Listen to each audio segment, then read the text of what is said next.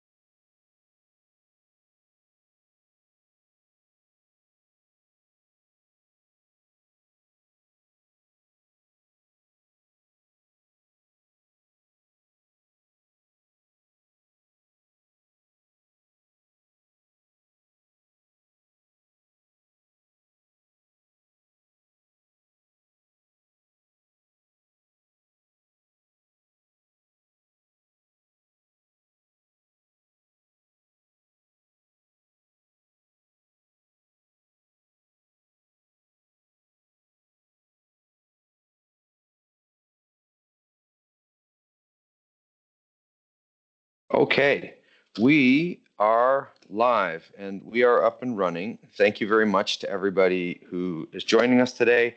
We did get a very exciting number of people that registered for the webinar, so I'm expecting to see more people joining as we get underway. We do have a pretty packed agenda today with lots of really cool new initiatives that we want to put a spotlight on. We want to have good open discourse with you on this. I encourage you to use the Q&A feature or the chat, whichever you prefer. If you want to raise questions, if you want to introduce yourself, this is about community, so we encourage you to engage with us. As I said in the chat here, we are going to record this. We publish this to our Primero Data Challenge microsite. This is a little Google site that we've been managing for a couple of years that gets really remarkable traffic to it. So we're doing something right. We're producing public goods that people are going back, they're looking at them twice, they're looking at them a third time, they're learning new things, they're sharing new ideas. That's the impetus and the reason that we have this quarterly webinar. My name is Robert McTavish. I'm the Primero product manager. A bunch of very illustrious guests with me here today. Because we do have a pretty packed agenda and I want to make sure that there's time for discussion later, I'm going to get right into it.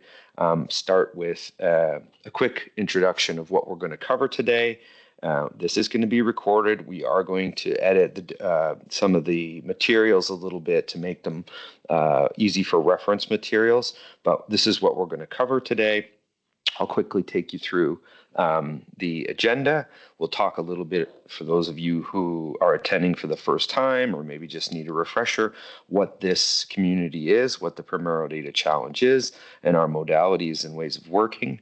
Then we have these really interesting new topics, all related, all focused on different elements of data usage, data handling, and insights that we can gather from this data.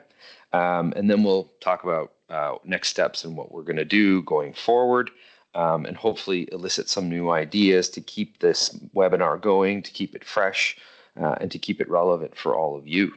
So let's get started with our quick relay of through this agenda. The first thing we're going to be looking at in our focus topics is this fantastic initiative from the UNICEF East Asia Pacific Regional Office and partners. And they're going to share with us what they're doing with climate markers in child protection case management and how they're using them. This is very exciting. We'll have a nice block of time for them to share this new initiative with us in time for your questions as well. That's with Mohan and Stephanie from our East Asia Pacific Regional Office. There's a new feature that's come out. Jan's going to quickly show you that feature, give you a quick understanding of why we want to have that feature in Primero, and it's really focused on providing a much higher level of accuracy and reliability for our global aggregation, our global stats. After that, our friend Hazem is going to come in and share quickly his work on the Primero Global Dashboard. A lot of people always ask, like, why don't we have a dashboard? You know, Primero's been around for a long time. Hazem's going to walk you through what we're doing with this and how this is important to tell our story, not only at the global level, but also regionally and at the specific implementation level, and the importance of this data being reliable, verifiable, and how it helps support Primero and its sustainability and its delivery of programs. Then I'm going to quickly show you some super exciting work that we're doing with Primero and RapidPro, and this is on community-based feedback. I'll give you a quick demo of that, and we'll talk a little bit about some of the use cases or different applications of that technology. And then finally, our colleague Ian is here from Jazian, one of our oldest and greatest technology partners, to share a really cool update on our new Primero Support Hub, which they've been leading on.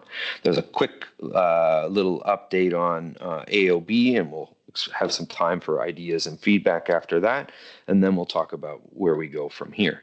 So that's our quick cover of agenda and introductions for the review of the Primero Data Challenge as a webinar series.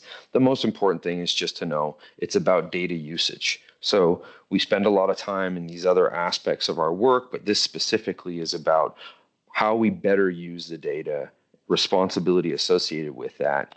And we've set it up as a very active community of practice that's been pretty successful. And our goal is to continue to have these quarterly webinars in a progressive and a participatory way, focusing on different, very challenging and intractable problems, trying to build capacity, trying to build that community engagement, and also selecting the best submissions to compete for awards at the end of the year. So this is to encourage everybody to bring their ideas, bring their experiences to the table, and contribute to the process. So with that in mind, we've covered those things very quickly. We can get to the exciting stuff. I am looking at my list here to make sure that both I see Mohan and I see Stephanie. So what I'm going to do now is I'm going to pass the mic over to our colleague and friend Mohan from the Primero team in Bangkok, Thailand, in the East Asia Pacific office, and Stephanie Schwartz, who's also joining us from UNICEF, to take us through their presentation and their work on the climate marker in child protection case management. Over to you. Thank you very much. Good evening, good morning, everyone. We're really happy to be able for the opportunity to join this community of practice and to share this exciting initiative that has been brewing in our region. Next slide, please.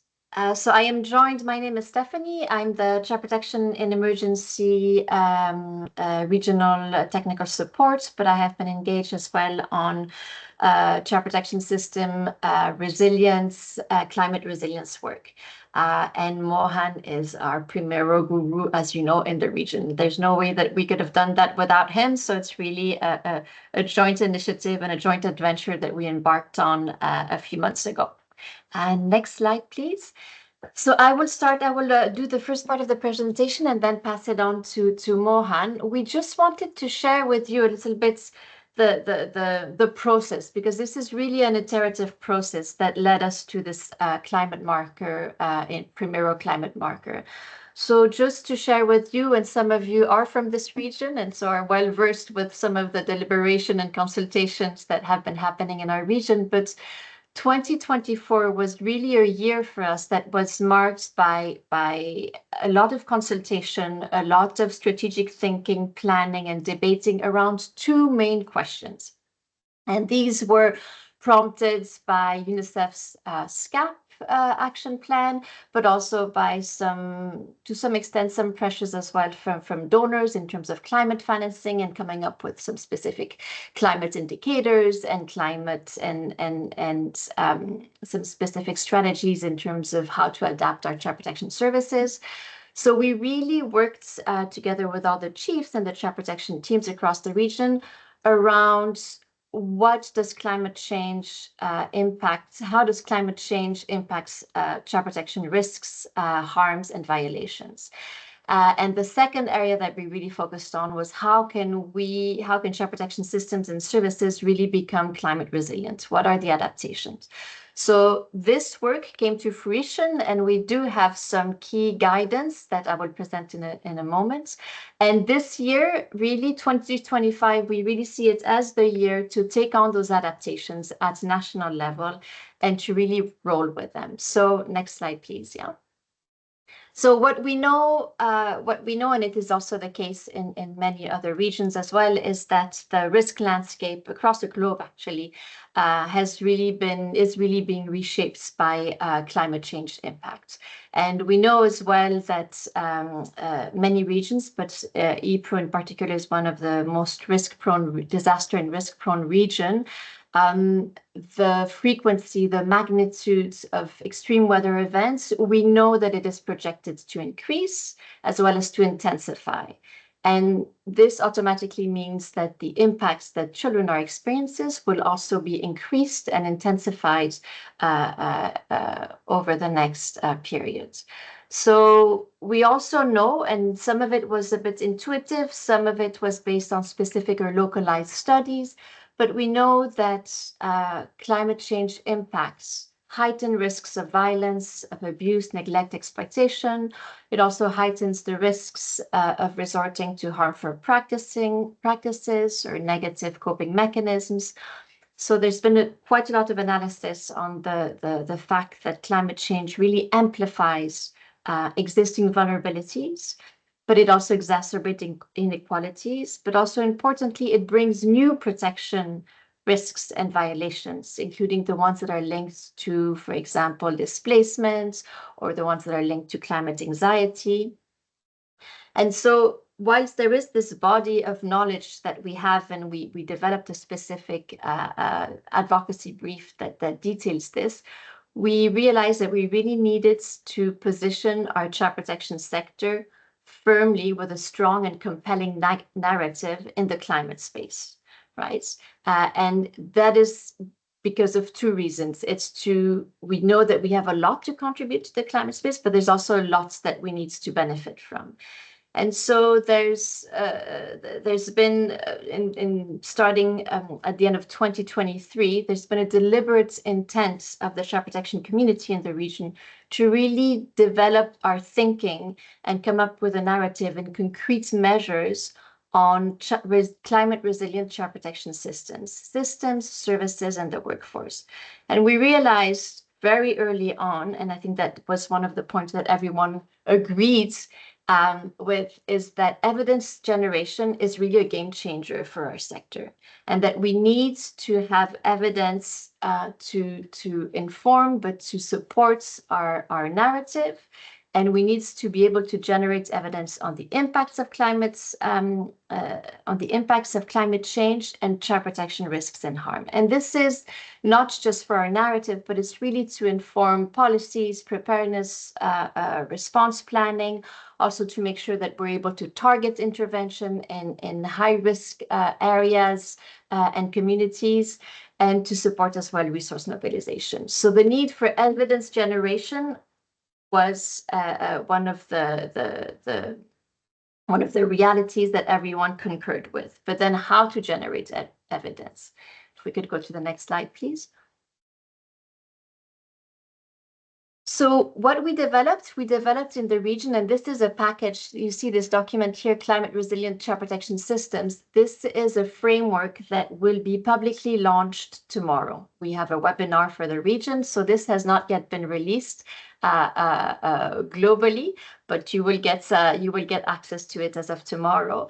And so this is the framework that we developed on child protection, on climate resilience child protection systems. And the way we did it, we proposed a series of adaptations, and we came up with over 50 climate adaptations. And we used the benchmarking framework for child protection systems. As you are familiar with, child protection systems is structured. There are 7 key components in the child protection systems. And specifically on the 7th domain, the 7th component of child protection systems, which has to do with data and data collection and monitoring systems, one of the adaptation that we identify and that we recommend is the one that is quoted at the bottom of the slide. So it's the child protection information management systems, such as Primero, have to be able to identify and to track cases in which climate change or crisis is driving vulnerability, abuse, exploitation, harmful practices, family separation. And how to do that? It's through the integration of an explicit climate change marker. So the initiative of a climate change marker in Primero is prescribed for us in the region in this climate resilience child protection system framework document that will be released tomorrow. Next slide, please.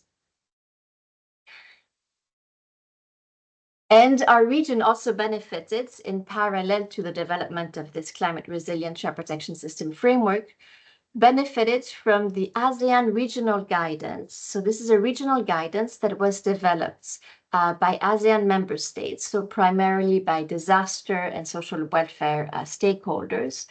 And it's a guidance that focuses on the role of social workers in disaster risk reduction and in climate resilience. And so this guidance is critical for us because it was developed and it has the buy-in and the support and the endorsement of key government stakeholders of countries that are part of the ASEAN community. So we already have the backing of government stakeholders with this regional guidance. And the regional guidance is really a unique and innovative document, as it strongly positioned the social service workforce and social workers as a key partner and as key responders in any efforts led by climate and disaster agencies. And it offers at the end of the document, so this document was endorsed and launched publicly in March of 2025, and it offers at the end of the document a series of very practical policy and planning recommendation on how to strengthen social workers, the role of social workers. And it's by integrating specific climate resilience and disaster risk reduction concepts and approaches and tools, and in turns making sure that the child protection and the social service workforce integrates a series of climate adaptation. And so one of the recommendation, again, that is quoted at the bottom of this slide, is to integrate climate markers in case management and information management systems to be able to track hotspots and linkages between climate change impacts and protection welfare issues impacting individuals, families, and communities. So we have in the region 2 key documents, the ASEAN regional guidance and the UNICEF specific child protection system frameworks, which prescribe the integration of a climate marker in information management systems. Next slide, please. So how did we roll this out? We have several countries in our regions that have Primero or that are in the process of rolling out Primero.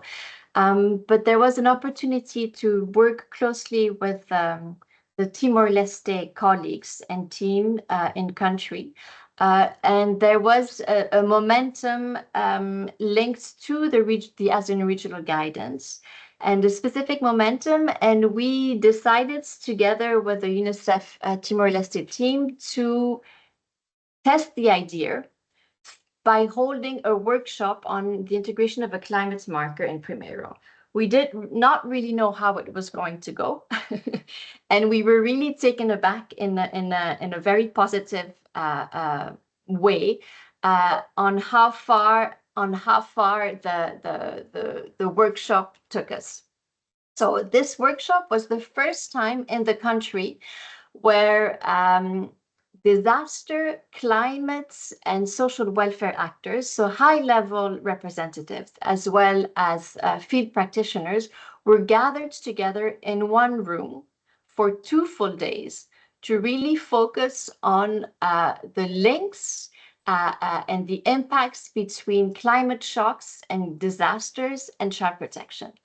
And at the beginning of the meeting, on the first day, including in informal conversations, it was clear that there was a bit of confusion in the sense there was a climate actors, there was the case workers, the child protection actors, and the linkages were not intuitive or were not evident. So what we did, we really used a co-creation approach. And so the first day, one full day was dedicated on working group modalities. So we had different scenarios that were built and developed together with disaster and our emergency colleagues in Timor-Leste, identifying, really analyzing the profile of disaster and climate shocks and stresses in the country, and coming up with specific scenarios and asking multi-stakeholders, so asking really caseworkers together with disaster, with civil protection agency representatives, with climate and environment representatives, to really sit together and work through different scenarios and trying to articulate the causality of a specific climate shock and what that could potentially mean for protective factors, for protection risks, and for potential violations.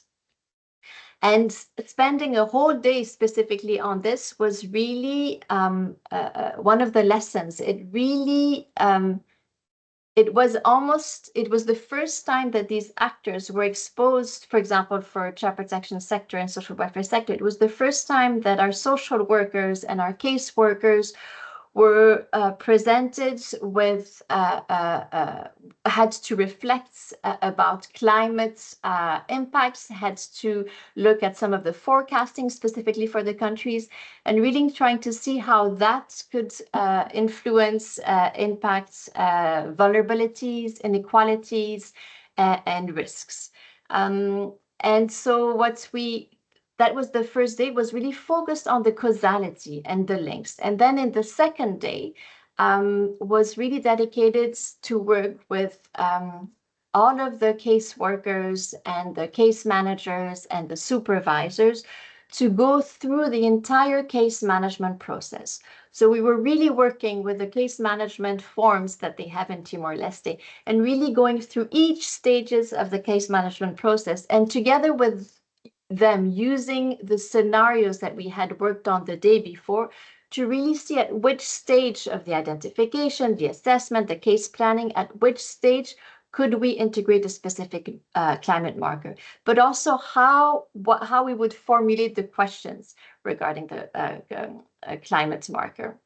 So the 2-day workshop resulted in the issuance of technical guidance notes that you see here on the right-hand side, a technical guidance notes that will accompany and support case workers as they start using the climate marker, and also the setting up of a Primero Climate Task Force. And the task force is really to oversee this piloting initiative. There are still lots of learnings, a lot of questions that are still coming up. So the Primero Task Force is really the body to provide the technical oversight, but also the technical supports. And we really recognize that, as is the case in case management, that the quality of the data, but also the quality of the analysis that we might be able to get with the integration of a climate marker really depends on also the skills and the abilities of caseworkers to interpret, to understand climate shocks and climate impacts. So that really highlighted the needs to ensure that not only that the integration of a climate marker has to really to go hand in hand with carefully thought out and planned and continued capacity building in terms of climate literacy skills and in terms of technical support for caseworkers. And Mohan would speak a little bit more about some of the reports and some of the qualitative and quantitative data that we expect to extract from this. But just to say that, for to be able to state with the climate marker that, for example, 40% of all cases, of all child protection cases registered, let's say from January to June in a given country, to be able to state that a certain percentage, that 30% of these cases are directly related to climate change impacts is information that currently doesn't exist and is absolutely invaluable for planning, for targeting investments in preparedness and response.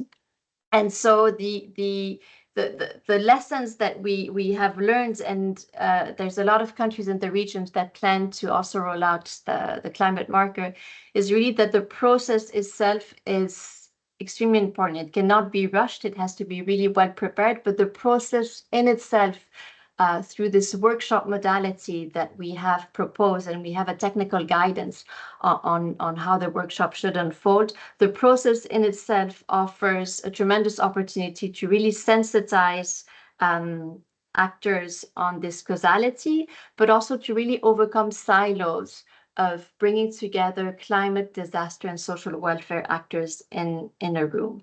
So I will stop here and pass it on to Mohan, who will go into more details in terms of the specific forms and the specific integration of the climate marker. Over to you, Mohan. I'm afraid that our friend Mohan's internet has completely collapsed on him, Stephanie. Ooh. So I hope you like surprises. Yes. Because okay. I'm going to hand the mic back to you. But I hope you don't mind continuing with this. Certainly. Let me see. I am, like I said, I am not a climate. Uh-huh. Okay. I'm also happy to help out. So yes, part of our workshop on day one, we really looked at the differentiation and the distinction between slow onset and rapid onset events.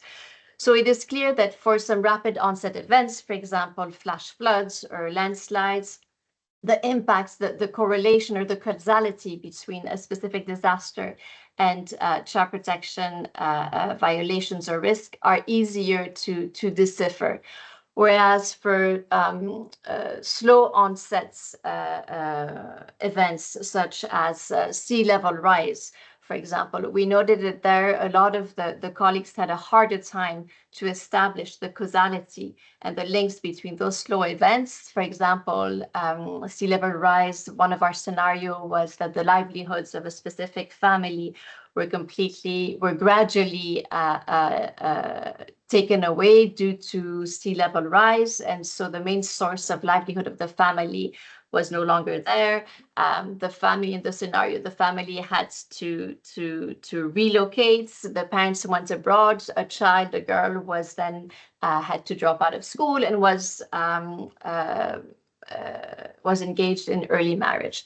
So it's through working through those different scenarios that we really realized that there's a need for making that distinction and for really providing some specific technical guidance and some specific examples in terms of that causality.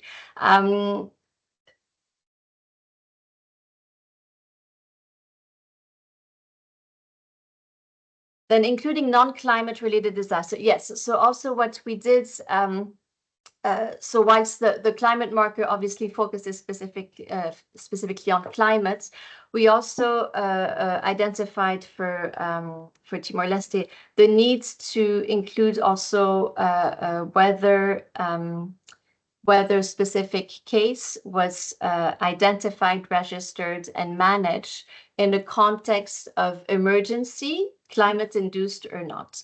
And that thereby it would allow us to have a comparative analysis of child protection risks and harm in emergency or in regular non-emergency context. So that was also an improvement that we did in Timor-Leste. The next slide, please. So the climate marker, yes, it's in more, so for Primero, and this will be different in different countries, right? But for Primero in Timor-Leste, we identified the integration of a climate marker at different stages. So there, we integrated specific questions that you see here on the right-hand side in the registration form and in the assessment form. So the climate markers, that the way we entered them, the way Mohan entered them into the system, is that they automatically appear at the assessment stage. And if at the assessment stage,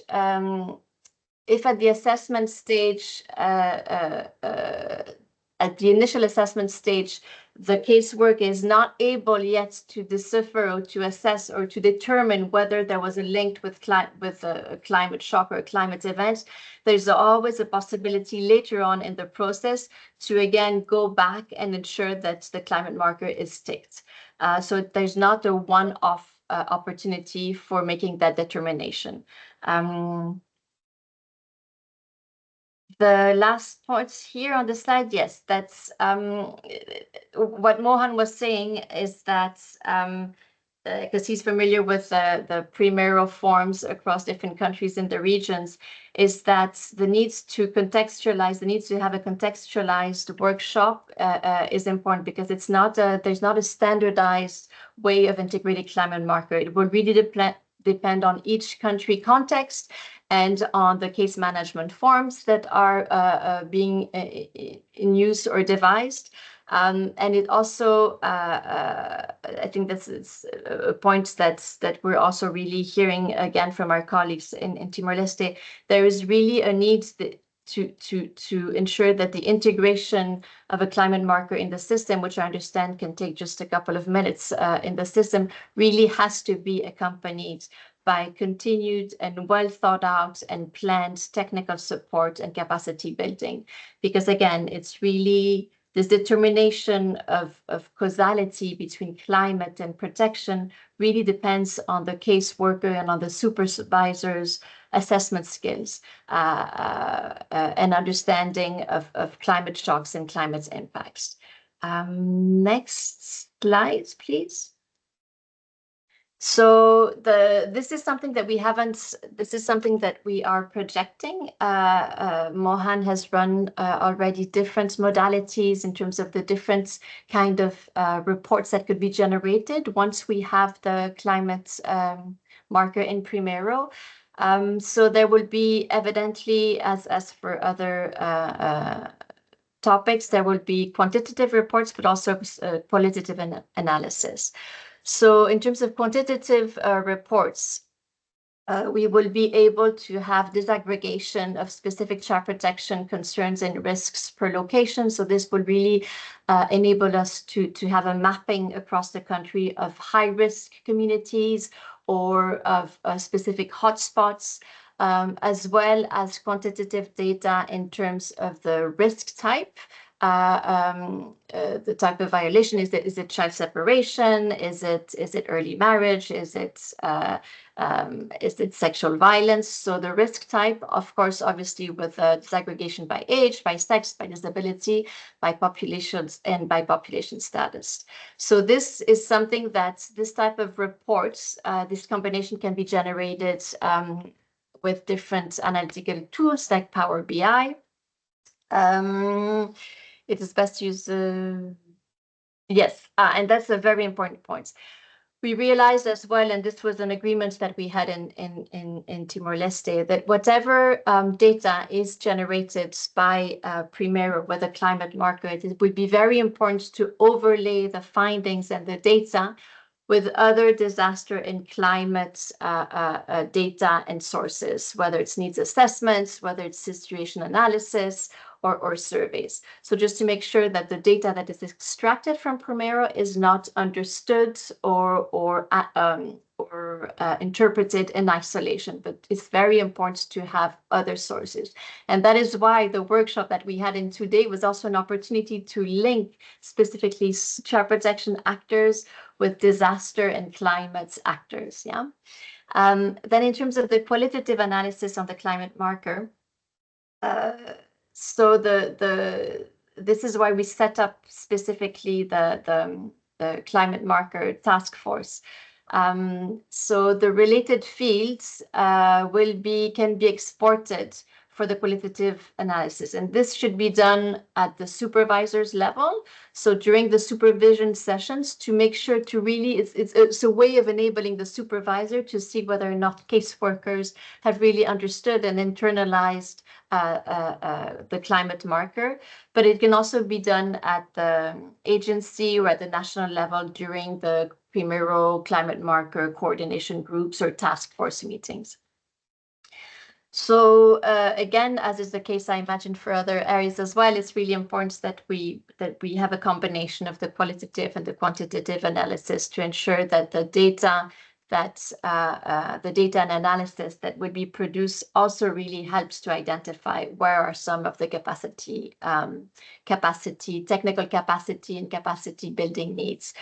So this is very much still, we're very much in the initial phases. There's a lot of learning that is unfolding, but one element that has really been that really took us a little bit by surprise and that we really cherish and value and that we understood is really one of the critical ingredients when you do have climate marker is really offering a platform. So we had 2 days through this workshop, but offering a platform for dialogue, for engagement, and for these connections to be made amongst actors that usually worked in a more siloed approach.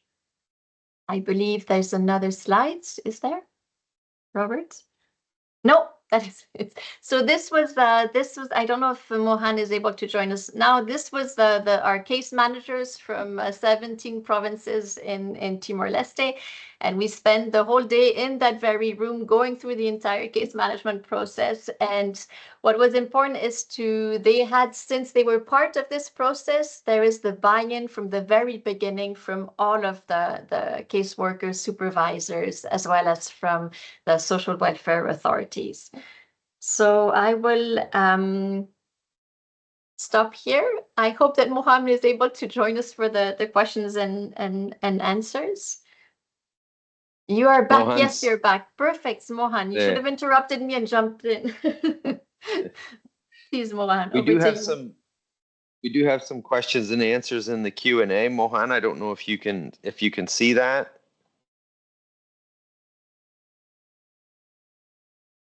Yes, sorry, colleagues, for that. Yeah, thanks, Stephanie, for stepping in. Yeah, we have, shall I go through that, Rob? Yes, please.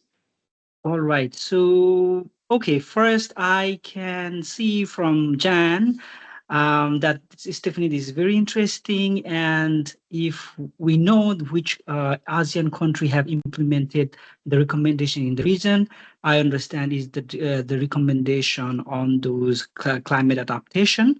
And if you have any suggestion on how to best advocate for this recommendation to be considered in global program as well.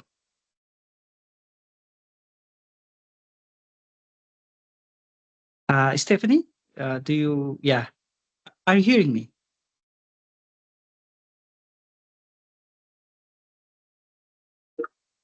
I hear you loud and clear, Mohan. Okay.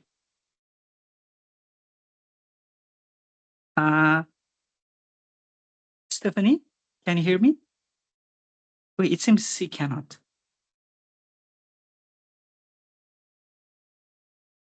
I think she can hear you, but she just can't unmute herself. Right.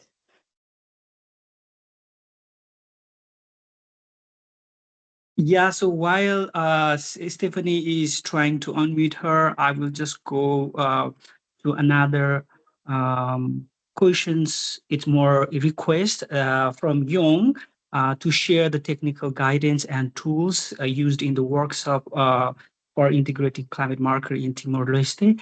Yes, definitely we can share that. I understand Stephanie already shared that, yeah, we have our technical guidance based on the experience in Timor-Leste. And also we are finalizing, we are adding that guidance with all these kind of technical notes also in the data analysis and learning component that Stephanie spoke. So after finalizing that, so we definitely can share those guidance and tools. Stephanie, can you unmute now? Yes. Hello. So I right. apologize. I only see one question from Roberts. So in terms of the ASEAN recommendations in the region, there is the guidance was just issued in March. Yes. So this is all also very fresh for us in the region. But there is different countries we have come that indicated some interests. We have Cambodia. We have potentially China to be seen. Laos, they're still at the very beginning, but to advocate for these recommendations to be considered in our global programs. We are issuing a specific technical guidance on the integration, on the proposed process for the integration of climate markers. So as of tomorrow, but I will share the links now. As of tomorrow, there will be the public launch of our Climate Resilient Child Protection System package, which includes an advocacy brief on climate impacts on child protection, but also the specific framework on child protection system adaptations. And within that, there is the specific climate marker recommendation. We also made this presentation to our colleagues in Wakaro. Some of them might be actually on the call, and they too are quite keen on taking on the Primero marker climate adaptation. So I think the next step would be for us to share with you the technical guidance note. The ASEAN is really specific to the ASEAN countries that are member of the ASEAN community, but our colleagues in the Pacific are also contemplating and looking at how to include climate markers in their information management system. So I think that there's really this momentum here. We are quite lucky to have this government endorsed recommendation through the ASEAN guidance. But the Climate Resilient Child Protection System framework, Robert and colleagues, it's something that came from the region, but is definitely a product that is out there, that is shared, and that should be relevant to other regions. We know that there's a lot of appetite and interest from Wakaro, and hopefully it could be shared with other regions as well, given that we currently do not have any global guidance on adapting child protection systems to make them climate resilient. So it's really the first of the kind, and to really recognize that it's an iterative process. So the learnings are still unfolding. So we will be documenting very carefully what is happening in Primero, and we will keep adapting our technical guidance note, and we will keep sharing some of the learnings with you all. That is fantastic. Yeah. Sorry, Mohan. Yeah, go ahead. No, go ahead, Rob. So there was one question, sorry, if I may, another new question added by Nankunda, kind of related to Stephanie. If some countries are already implementing climate programs, then how they can contribute to this adaptation? If countries are already having climate but this is an adaptation, there's a lot of momentum around the world, yeah, in terms of climate adaptation. So part of UNICEF, we have our SCAP. We will have specific guidance for all services and all sectors in terms of key adaptations for services. The integration of climate marker is an adaptation that's should be ideally that UNICEF should be and partners and I think there's also some NGO colleagues and partners here, should be something that the entire child protection sector should be advocating for. But there's a lot of misunderstanding. It is still an area that's not misunderstanding. It's still an area that's quite intimidating. So what we are doing, we can, if there is already a sort of momentum around climate programming, the adaptation of a climate marker, I think if you use some of the as a model, some of the narrative that we have in our advocacy brief, and if you look at some of the national, some of part of the NDCs that are happening this year, it's a very concrete adaptation that the child protection sector can put forth. And it is also one that can attract as well some resources. And it is the way this climate adaptation has to be rolled out is actually one of the way in which to position the child protection sector and to establish those linkages with disaster and climate actors. So we saw that it is one of the priority adaptation for our region, together with strengthening the social service workforce. So it has to come through national endorsement, through dialogue. But I think that the difficulty is really to make explicit the links between climate shocks, impacts, and protection. And that is why I think at a national level, you have to develop a specific narrative that is contextualized to the country. And then, providing this example of the climate marker as a needs to generate evidence,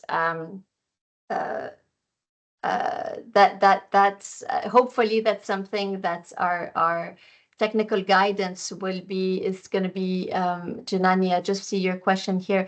Your technical guidance that we have developed in EAPRO, specifically on the climate marker, should be released as well in the coming days. So hopefully that could be a tool that we can offer to you all and to see how to roll it out. And maybe we can, I think we can be on standby in the region as well to share some of the learnings as they unfold.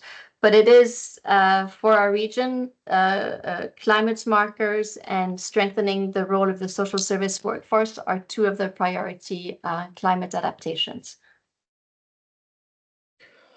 This has been fascinating, obviously generating a lot of buzz and interest. I'm going to take down a note to include this as a focused discussion, a focused topic in our annual meeting this year. So that's still 6 months away, but I'm sure there'll be lots happening between now and then. But because of the level of interest and because this is something that is really a first of its kind, I think this is where we see both this data community and also the synergies, as you're saying, that vehicles like this have these secondary benefits of bringing together otherwise siloed teams, otherwise siloed programs. And that's what we're all about here, is program integration, evidence generation.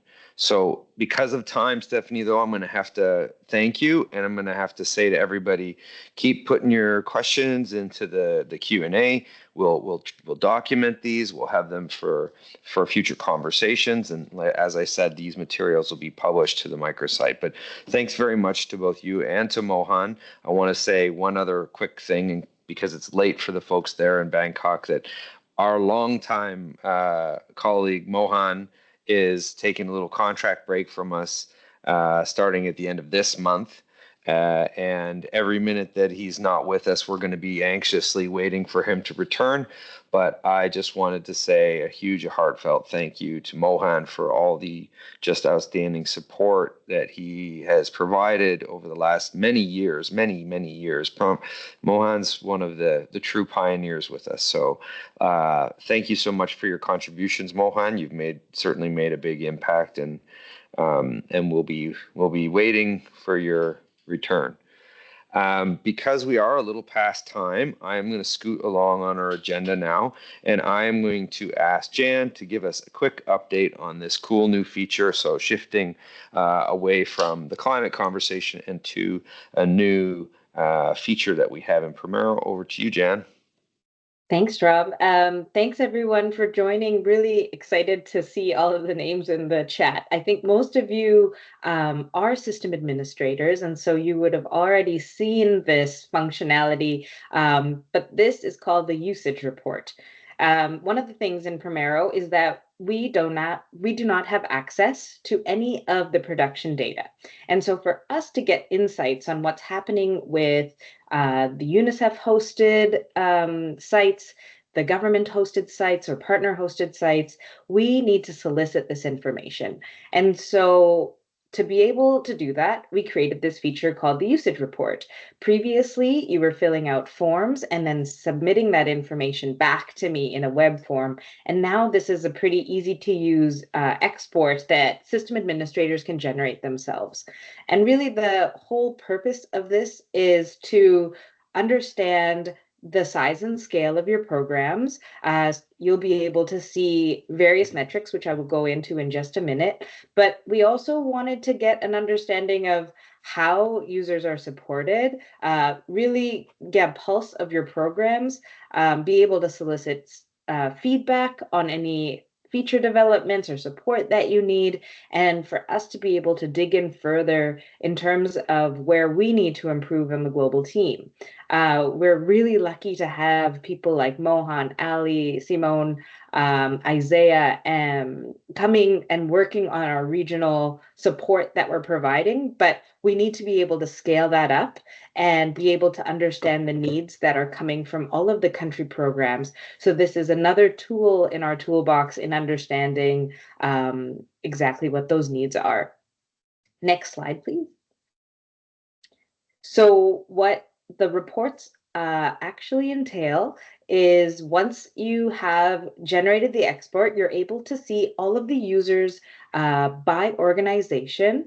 You'll be able to see the number of open and closed cases, number of incidents that have been entered per case, the number of services that have been provided, and this is a new report, as well as the number of follow-ups that have been provided.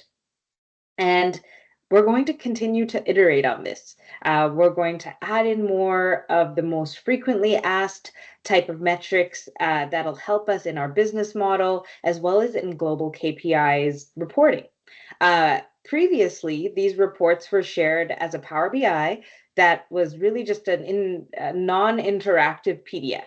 And what we're working on now is making that into an interactive dashboard that everyone can have access to, be able to filter and see these metrics on the global scale, but also be able to zoom in further and look at specific country programs. So if you would like to access this report, you can go through your system administrator. You'll just need to go into the settings, and there's a new section called usage reports where you're able to click on an export and generate it by a specific date. I will stick in the chat a video that'll show you the demonstration of that functionality. And if you have any questions, just feel free to put them in the chat. But I'm also very excited to hand over to Hazem, who is my extremely talented colleague who has been helping us with the Power BI dashboards and improving how we are doing our global aggregations. So over to you, Hazem. Thanks, Jan. Good morning, good afternoon, and good evening, everyone. My name is Hazem Sengari. I'm the data analyst consultant with the Planning and Evidence Building Unit at CPPT HQ. And just like my colleague Jan was mentioning, we basically were working on a prototype dashboard, but then, and also as Jen had mentioned, we don't have actually access to this data, so we rely on the country offices to send us extractions of the usage reports. So just to tell you a bit of a background, and I'm going to demo actually how we thought of this. We usually receive the files from the from the country offices, the extractions, and we utilized something because if you look at the files, for example, this is a sample file. Of course, the data here is not real. We fabricated a bit just to try to test the dashboard, to test the tool that we had to use, because it was a challenge if we have tens of Excel files from different country offices to just compile them on top of each other and to make the structure more data friendly to be used by Power BI. And I think one of the more challenging sheets in each file is the user's sheet, because from it differs from file to file depending on the number of agencies, the for example, and so the length of the file of the sheet itself differs, because the length of this list, the agency list, differs. So what we did was that we came up with a something that we called a compiler, which is basically Python code that we would use to point to the folder location where we had all of those Excel files that we took from the country offices, which were submitted to Jan. And that compiler would then go into the user's sheet of every single Excel file, and it would take the relevant information that we're looking for, and it would put them in a well-documented or well-structured file that had the data of all of the all of the country offices compiled together in one Power BI friendly format. And so the way that we did this was we looked at, basically we utilized the fact that the user's sheet, among others, of course, but I'm going to speak specifically about the users. It had a specific structure and style that was similar across all files.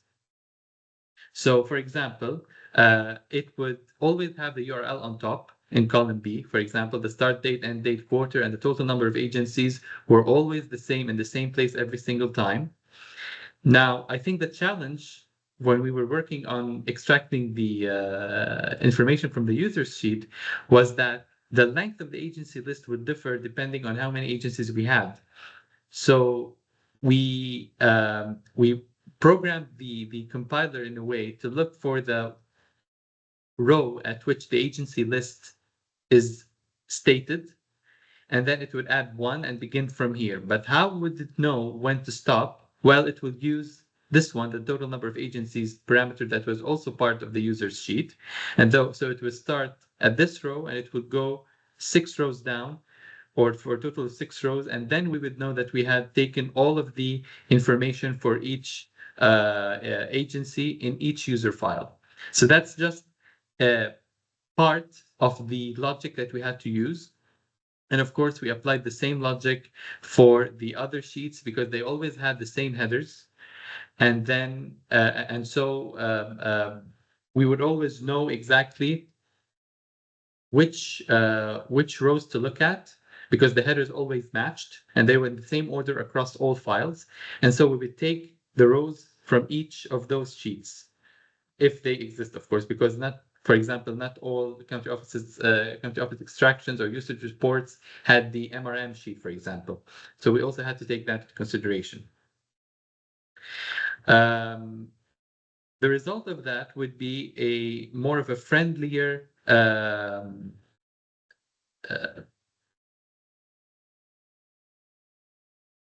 format, for example. Okay, so it would look like this. Of course, here also the names are the numbers are not real. We just I just changed them for this demo.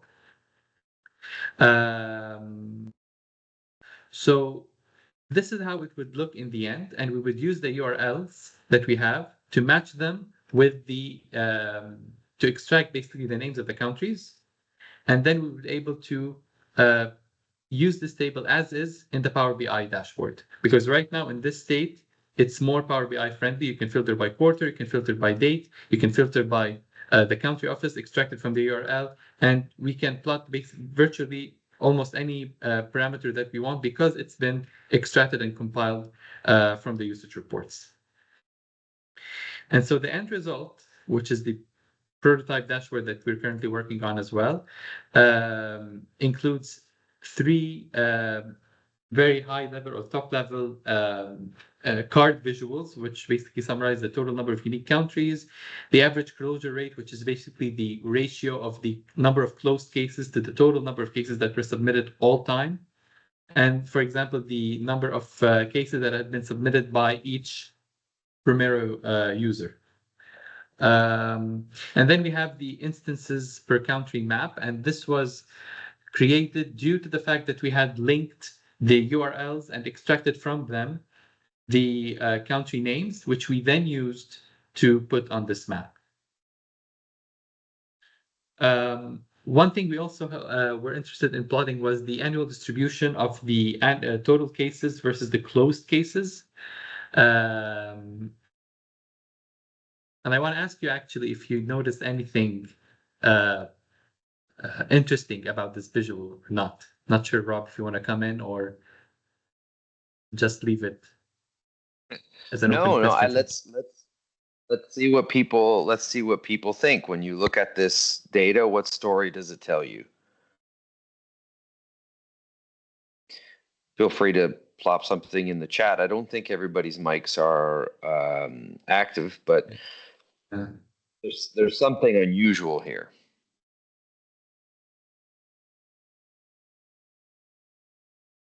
Any guesses? Any thoughts?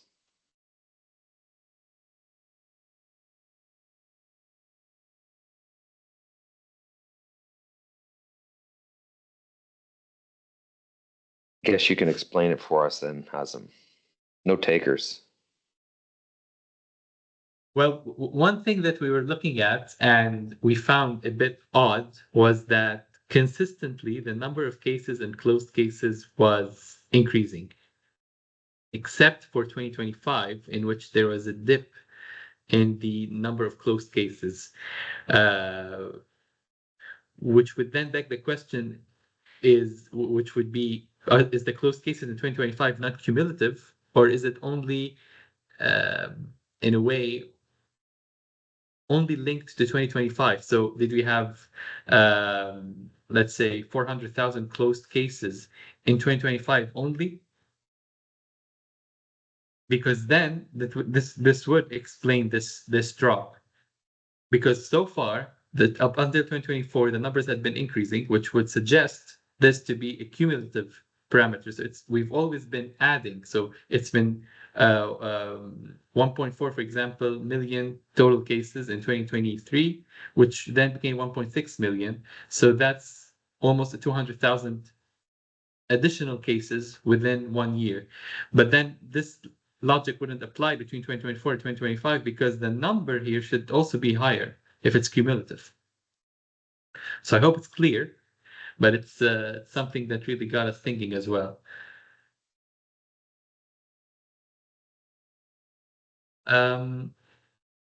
What we also wanted to look at as well was the annual distribution of the users per module. And we didn't want to stick to the normal tooltips, which are basically what you see when you hover over a specific year or selection in Power BI. What we thought would be nice was to add a custom tooltip, which is basically just a donut chart showing the distribution of the users for that year per module. So for 2024, you'd see 88% coming from CPIMS Plus, 11% from GBVIMS Plus, and so on. So that was also something interesting that we were including. And similarly, we also plotted the annual distribution of the cases per module, the total cases per module. And then again, we also included a similar donut chart distribution on an annual basis. And also similarly for the annual distribution of the incidence per module, which also sparked another question, which was, why does CPIMS drop and then increase? And the same question for MRM-IMS, while for GBV, it just kept on increasing in terms of the number of incidents. So I'm not really sure if you have any specific insights on that, or probable explanations. And finally, we looked at our social media following. We have 905 YouTube subscribers, 354 Instagram followers, over 1,700 newsletter subscribers. And these are also the numbers for the total Support Hub posts and the monthly views, the highest ever recorded Support Hub monthly views. And yeah, as Rob had mentioned, this is also a prototype. It's still a work in progress, and we're hoping to also listen from you, get your idea on what you would find also interesting to be included in this dashboard. So over to you or Rob, if you have anything to say.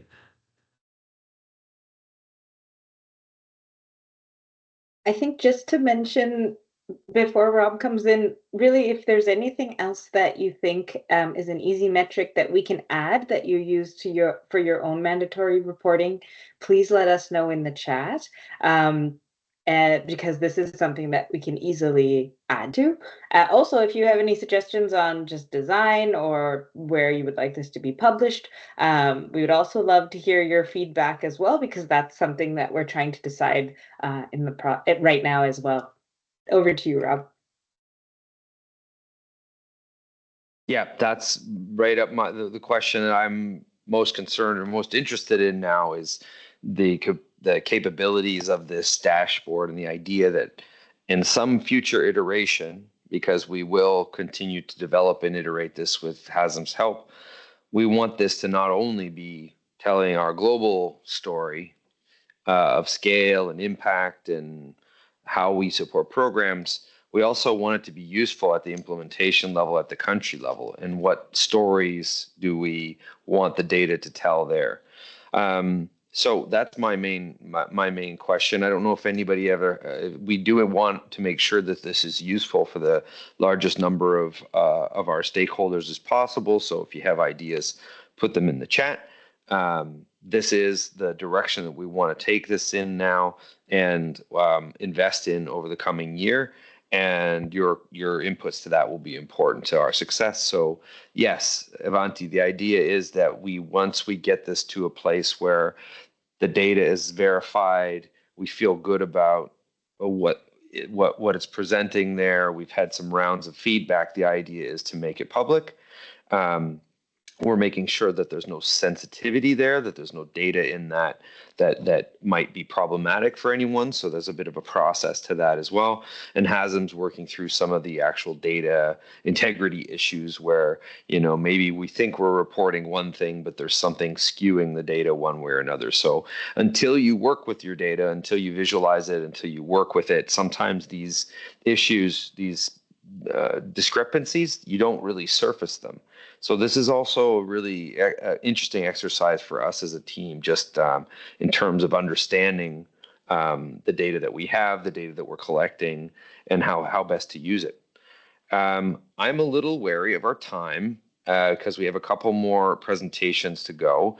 The next one, I'm going to jump in and present on. I'm going to do this very quickly because I'm eager to leave time for the new Support Hub presentation. So the next thing on our agenda is the integration between Primero and RapidPro. And for those of you who are not familiar with it, let's talk about it in terms of a problem statement. So I'll just get us back to where we were.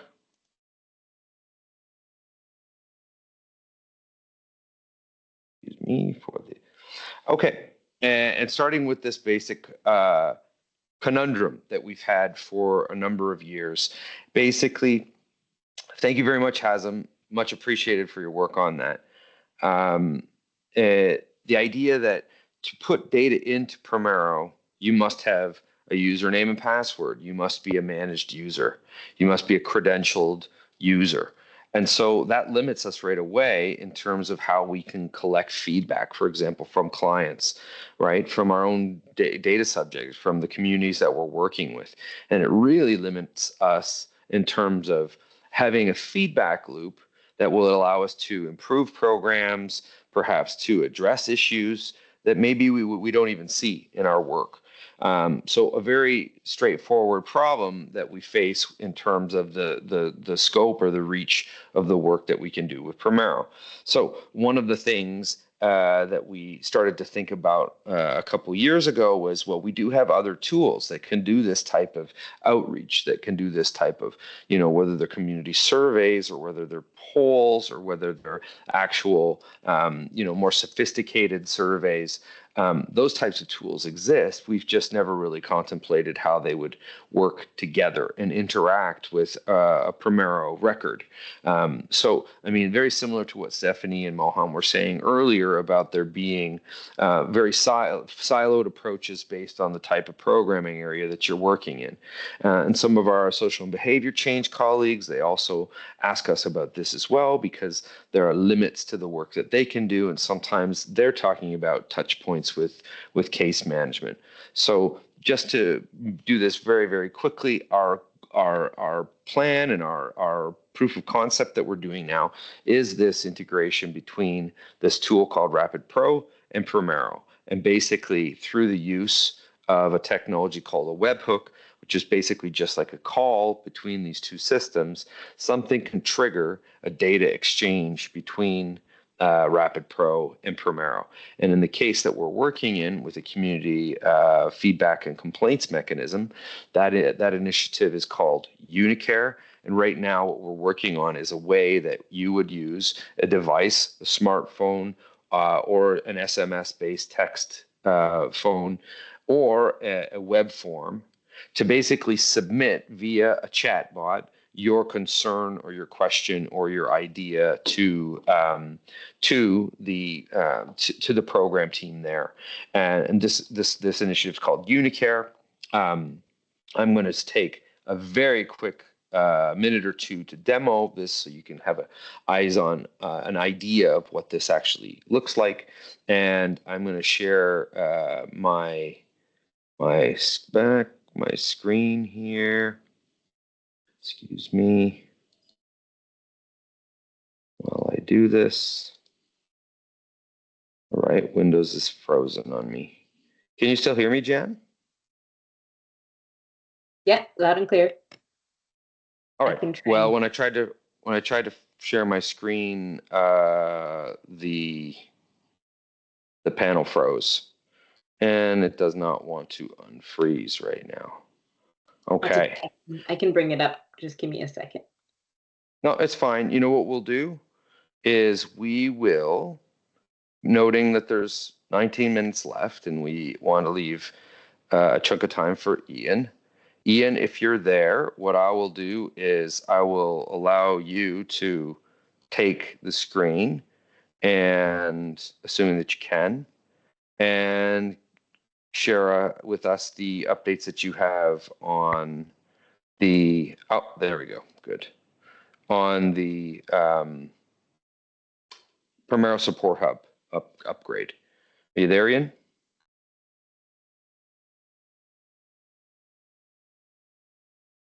Might just need to promote Ian just a second. He was a presenter.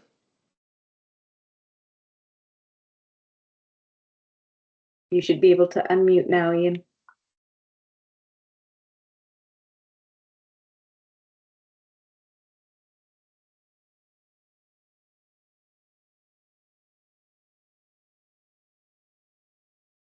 Oh, technical difficulties.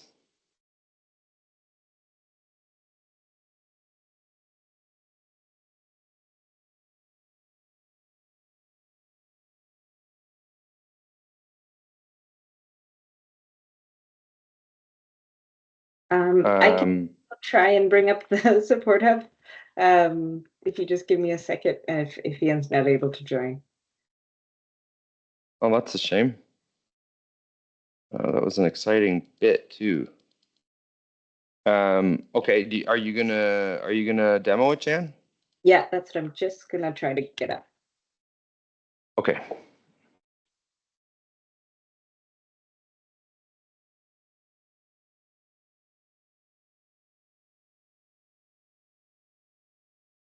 Sorry, I'll just give me another 2 seconds, and I'm just going to share my screen.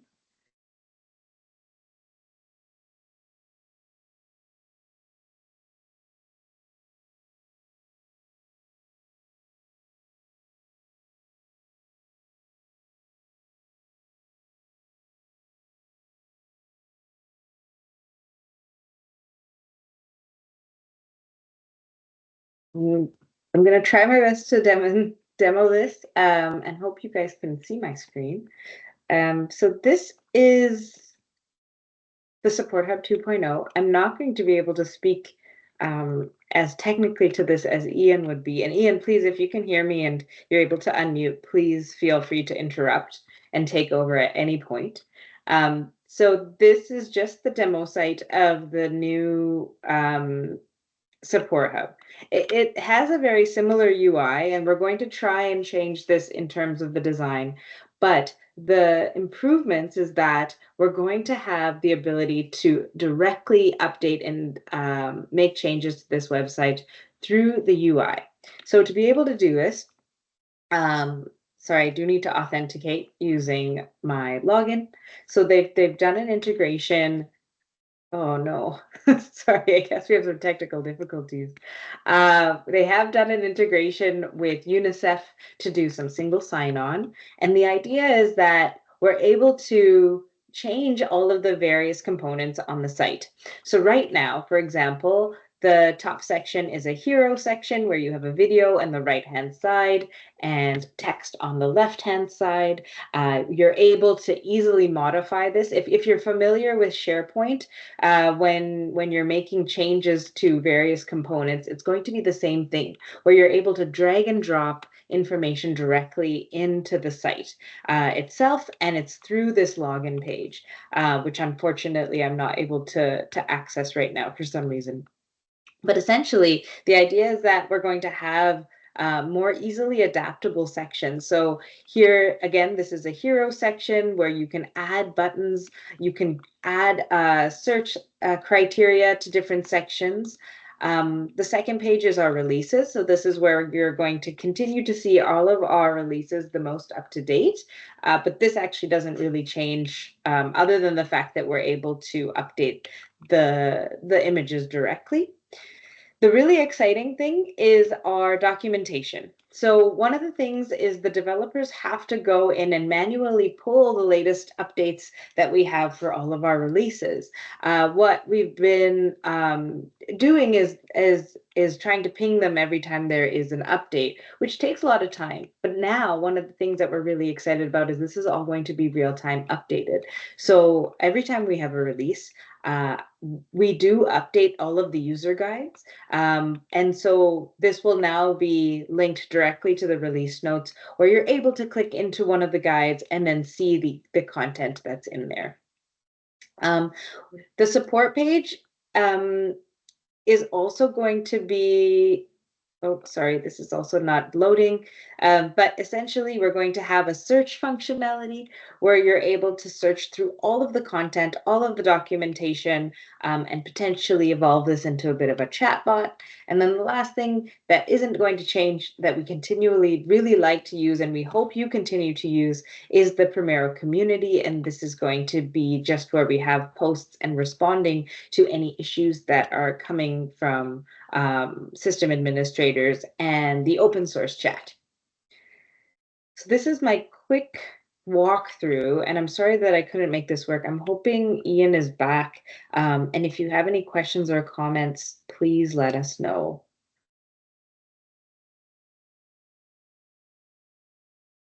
There are two additional things here. I have no idea. Some of us have very persistent issues with Teams since the switchover from our Skype community channel. So that must be what's happened here.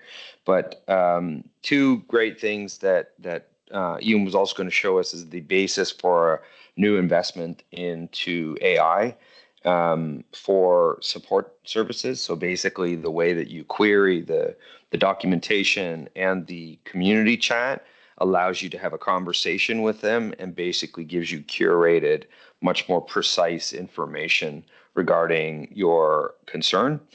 So we hope to have the proof of concept work underway on that. We've already got it started, but maybe in the next data challenge, we'll be able to show you a little bit more progress on that. And the other great thing about the new Support Hub version, two more things, in fact. One is that it's internationalization. So we'll be able to translate it into multiple languages. We'll be able to curate these chat forums in different languages as well.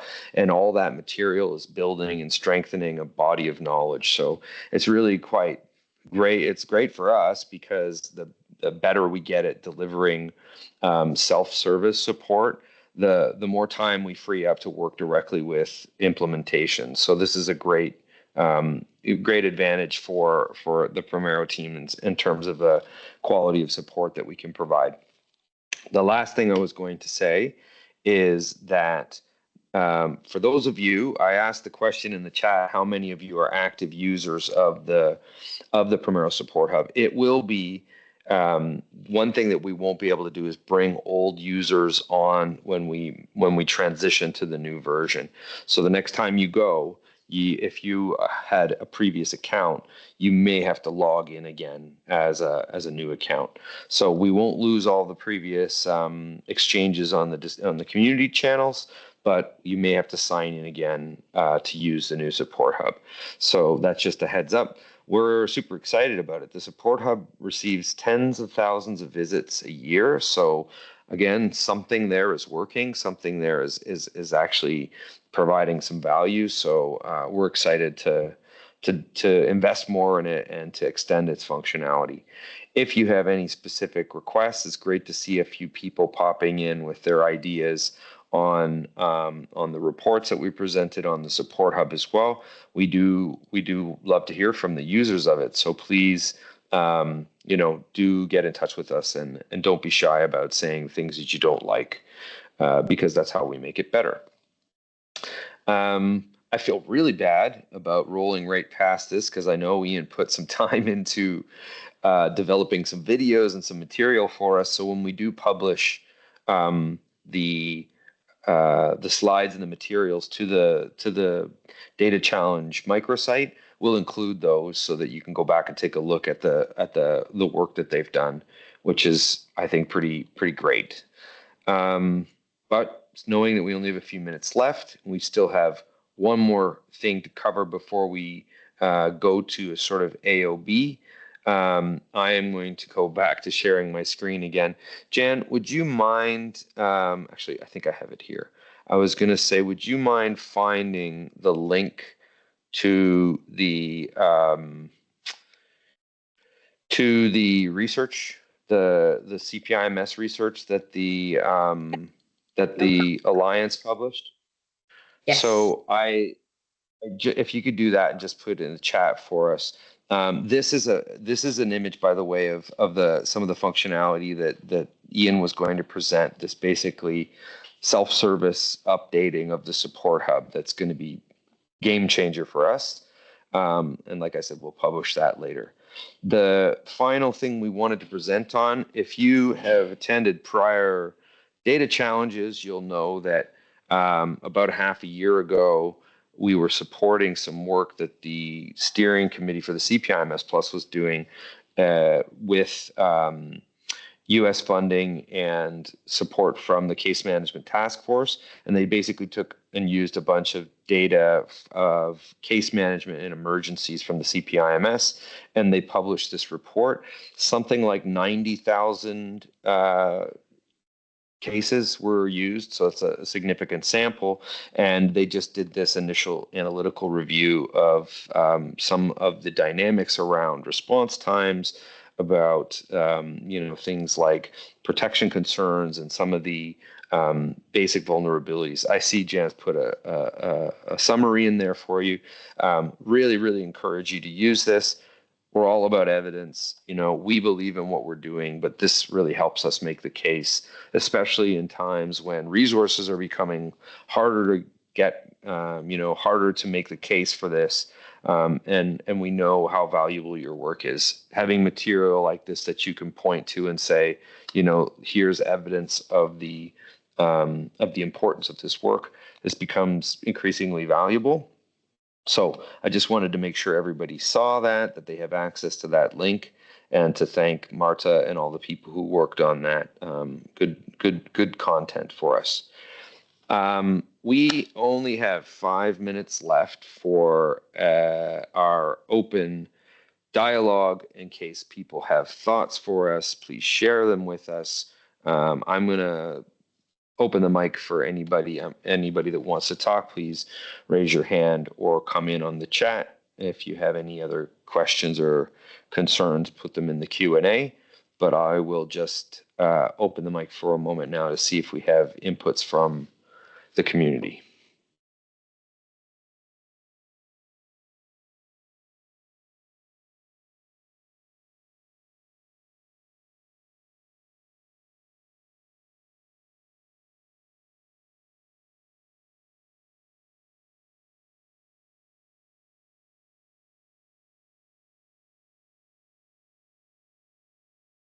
Okay, so everybody has been very, we've had good level of dialogue, some good inputs, an interactive call. I'm happy to wrap it up there. We have a few more updates for everybody. We're aiming for the 3rd week of September for our next webinar. So please do come with your ideas. We can't do this if we don't have inspiration from the field. So we do look forward to hearing from you. To contribute your submissions. Remember that in November we'll have our annual meeting and we'll vote together on the best submission, and the winner of the Primero Data Challenge of 2025 will get to select a feature that we develop on behalf of them and their program, which they get to take credit for. So we encourage you to share your ideas and experiences. We're going to wrap up now, but one final thing I wanted to share, because we did talk about a few things that are on here. I'm going to share this value-added services menu that we developed this year that has the costing and the technical approach for some of the work that we've been talking about over the past several months. The RapidPro Primero integration is there. The child functioning module is there. There's data visualization and dashboard development there. So you're welcome to take a look at that if you're interested in any of that. It's high quality, it's very low cost, but we can also support you to do these things on your own, which is part of our goal with this webinar series. I am going to wrap it up there. Thank you all for your patience with us today. We had a few technical difficulties, but we really appreciate your engagement and hope to see you at the next data challenge. Thanks very much, everyone. Have a great day. Thanks, everyone. Thanks. Bye.